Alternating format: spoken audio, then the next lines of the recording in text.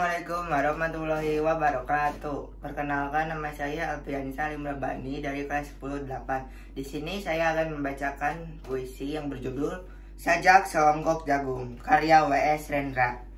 Seonggok jagung di kamar dan seorang pemuda yang kurang sekolahan. Memandang jagung itu, sang pemuda melihat ladang. Ia melihat petani, ia melihat panen. Dan suatu hari subuh, para wanita dengan gendongan pergi ke pasar. Dan ia juga melihat suatu pagi hari di dekat sumur, gadis-gadis bercanda sambil menumbuk jagung menjadi maizena. Sedang di dalam dapur, tungku-tungku menyala. Di dalam udara murni tercium kue jagung, seonggok jagung di kamar.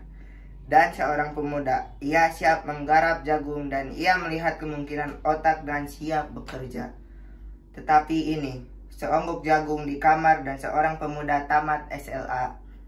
Tak ada uang, tak dapat menjadi mahasiswa, hanya ada seonggok jagung di kamarnya. Ia memandang jagung itu dan melihat dirinya terlunta-lunta. Ia melihat dirinya ditendang dari diskotik. Ia melihat sepasang sepatu kanes di balik etalase. Ia melihat saingannya naik sepeda motor. Ia melihat nomor-nomor lotre. Ia melihat dirinya sendiri miskin dan gagal.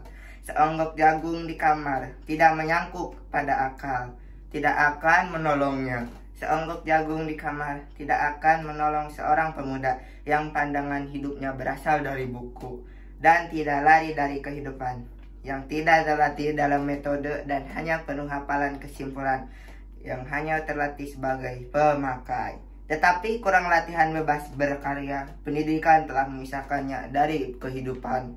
Aku bertanya, apakah gunanya pendidikan bila hanya aku membuat seorang menjadi asing di tengah kenyataan persoalannya? Apakah gunanya pendidikan bila hanya mendorong seseorang menjadi layang-layang di ibu kota, kikuk pulang ke daerahnya?